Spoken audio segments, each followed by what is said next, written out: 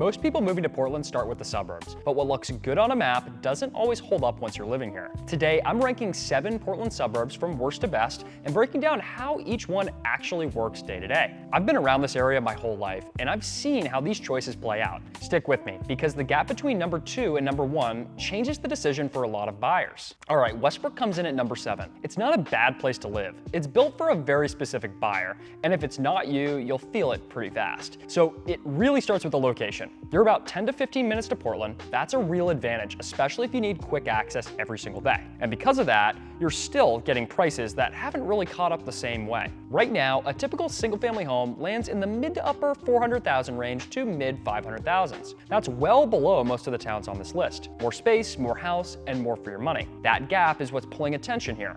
Rock Row is a big part of it. It's a massive mixed-use project already up and running a health campus, retail, and dining. They're planning the next phase now, which adds a hotel, residential units, movie theater, and more restaurants. At the same time, you've got the Presumpscot River running right through downtown, and the Riverwalk and streetscape are starting to give this place a lot more character. It doesn't feel as bare as it used to, but there's trade-offs and no coastal access. Schools are improving, but they don't carry the same reputation as the towns above it. So the fit here is pretty clear. Someone patient, watching their budget, and wanting to stay close to Portland so that proximity does most of the work. That's who it works for. Now, South Portland is the next step up, and it brings something Westbrook doesn't have. Cross the Casco Bay Bridge heading south, and you're in South Portland before the song changes. Living that close to Portland shows up in your day right away. Now, that's exactly why this comes in at number 6. It does a lot of things well, but it's not for everybody. You're right across the Fall River from Portland, and in some neighborhoods, you can get to the Old Port in minutes on foot or by bike. Commutes stay short, you're close to the Portland Jetport, and you've got quick access to I-295 and 95. Everything is within reach, and that proximity carries into the lifestyle too. You've got Bug Light Park with wide harbor views and one of the most recognizable lighthouses in the area. Willard Beach keeps the local feel. Regulars, dogs, lawn chairs, people who come back every summer. It all ties back into being right next to Portland while still having water access. And that combination shows up in pricing. Right now, a typical single-family home lands in the high 500s into the low 600s and far exceeds that in certain neighborhoods. For this level access, that holds up well compared to the other towns nearby. And stay with me, because coming up, there's a town that solves a lot of what this one doesn't, and especially when it comes to space and real coastal access. Now, it has trade-offs. Inventory stays tight, and the lots are smaller than what you'd find further out. You're giving up space to stay this close. The schools are solid, but they're likely not what's pulling demand here. So the fit comes down to what you value more. Buyers who want waterfront feel and the closest access to Portland tend to land here. If you need more space, you're focused on school reputation, the towns above this line start to line up better. And Gorham is where that next step begins. Most people don't move to Maine for a shorter commute or a bigger job. They come here for pace, the air, the space. Gorham is where that starts to line up and how you live day to day. Gorham comes in at number 5. Buyers end up here because they want the quieter feel, but still want to stay within range of Portland. You're about 20 to 30 minutes southwest of the city, and that distance is what gives you more space. Bigger yards, more trees, and less noise. At the same time, the University of Southern Maine has its main residential campus here, so you still get some energy mixed in with longtime residents. Local coffee shops, events, that kind of thing. That balance carries into town itself. The historic town center brings in restaurants and older buildings with character. And just outside of that, you've got trails and river preserves close by. You don't have to go too far to get outside. Then schools come into play. This is where Gorham can really stand out. Gorham High School is around a 9 out of 10. One of the stronger ratings on this list. For families trying to stay within budget but still land a really solid school system, this becomes a real option, and that ties directly into pricing. Homes usually land from the mid 500s into the mid 600s, and we're actually seeing properties hit 800,000 now. But you're still getting a lot more for your money and more land with it than other towns ranked above it. On the flip side, there's no coastal access. So if being near an ocean is important, this isn't gonna line up. And that 20 to 25 minute drive can stretch in the winter, especially if it's part of your daily routine. So the fit here is pretty clear. You can see around here a lot of buyers who care about school and space, and are okay being a little bit further away from the water. Now let's head to a place where you get space and coastal access at the same time. People end up here in Scarborough because of how easy everything feels once you're in it. That's why it comes in at number 4.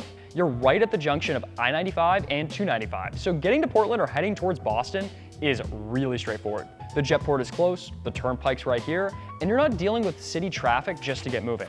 Because of that, you're also next to some of the best outdoor spots in the area. Scarborough Beach State Park, Pine Point, Ferry Beach, all within minutes. And then you've got the Marsh, the largest saltwater marsh in Maine, a huge place that gives this area a wide, open field that's different from most towns nearby. The combination of access and setting is what holds the values here. Pricing right now lands anywhere from the low 400s on maybe a condo to the mid 700s, all the way up to $1.2 million, and waterfront pricing pushing it even higher. The property taxes are among the lowest on the list, which helps a lot once you're living here month to month. Stay with me, because coming up, there's a town that checks most of every box at once, and that's why it lands near the top. Now, here in Scarborough, you can also see where this town is putting its focus. Last year, a school renovation was approved, so that's something families can keep an eye on. But there's a trade-off tied to all of this. It's bigger and it's more spread out, so not everyone connects with that. You don't really feel tight. There's no real walkable areas that you'll find in the towns above it. That's what keeps it out of the top 3. Now we're going into the top 3, where pricing, prestige, and lifestyle all come together. Number 3 is Cape Elizabeth. The draw here starts with the setting, and that's usually what brings in people before anything else even comes into play. You've got about 90 acres of park space right on the Atlantic, open to the public whenever you want. Just a few minutes away, Two Light State Park brings the rugged coastline and strong surf. Then Crescent Beach adds a mile-long sandy stretch that families keep coming back to every single summer. Atlantic fog rolls over Fort Williams Park, and Portland Headlight sits there in the distance. The lighthouse dates back to the 1780s, and a lot of what defines this place still holds the same feel. And once people are drawn in by that, the schools usually seal it. Cape Elizabeth High School is a 10 out of 10, and the elementary and middle schools rank at the near top in the state. But keep watching, because number 1 brings a type of character and connection you won't find anywhere else on the list. Now, demand here is very strong, and it shows up in how this market behaves. Right now, most buyers are looking anywhere from the high 700s to well over $2 million for a typical single-family home, and inventory stays tight all year round. When the right house hits, it moves fast. That demand also connects to how the town is set up. There isn't much commercial space here, so most daily errands pull you into Portland. For a lot of buyers, that works, especially given how close it is. So the fit becomes pretty clear. Buyers who can make the numbers work and want a coastal setting, access to parks and top-rated schools, all in one place, tend to land here. The next suburb brings a very similar profile, with one difference that changes the decision for a lot of buyers. 10 minutes from Portland, and it already feels like a different place. That gap between distance and day-to-day feel is a big reason why people keep choosing Falmouth. That's why it comes in at number 2. A big driver here are the schools. Falmouth High School is a 9 out of 10, ranked in the top 5 of Maine. With graduation rates around 95% and lower student-to-teacher ratios than the state average, the district holds a 5-star rating and stays near the top statewide. For families, that carries a ton of weight, and when you compare it to that Cape Elizabeth 10 out of 10, that 1-point difference comes with a pricing gap that can change the decision. From there, the location starts to matter just as much.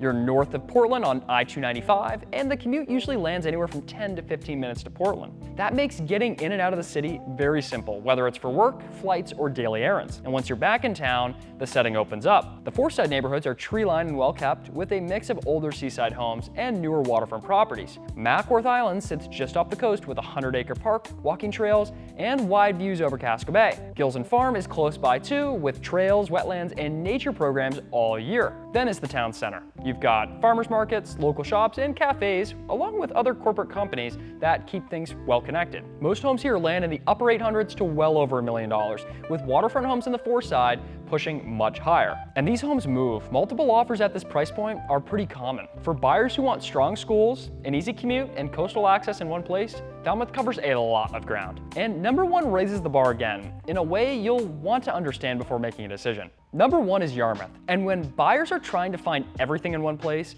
this is where they tend to land. The farmers market lines up along Royal River, people grabbing coffee, stopping to talk, seeing the same faces again and again. That's a normal part of being here. The center of town is a big part of that. Collaborative storefronts, locally owned restaurants, and a layout where naturally you run into people. The Royal River runs right through town and is out to Casco Bay. With a trail along the water, people use year-round, walking, running, kayaking, you name it. It stays active no matter the season. The connection to water carries into how the town is set up. 2 full-service marinas make this the real boating community. Cousins Island and Little John Island are both part of Yarmouth, connected by a bridge, and they add character you don't see in towns nearby. The Clam Festival every July brings the whole community out, with traditions that have been in place for years. It's a town where people show up. The same consistency shows up in the schools. Yarmouth High School ranks among the top 4 college prep public high schools in Maine with an average GPA of around 3.75 and strong college readiness year after year. Teachers, coaches, and community stay involved from early grades that carry all the way up through high school, and that actually carries through the whole district as well. Prices usually sit in the upper 600s and go well past $1.5 million, depending on the home and how close you are to the water. And homes don't sit long here. There are only a handful available at any given time, and the ones that are priced right, they get scooped up in under a week. That's why it sits at number 1. The town you choose plays a big role in how that affects you. Price, competition, everything. Get the location right, and then get your timing right. That's the difference. If you're trying to line up your priorities with what's actually out there right now, shoot me an email today. It's on the screen and in the description below. I can help you focus on the towns that make the most sense before things pick up again. Now, Portland's sitting at 2.7 months of supply, and homes are taking longer to sell. The video linked breaks down what this means and what to do next. Thanks for watching, and I'll see you in the next one.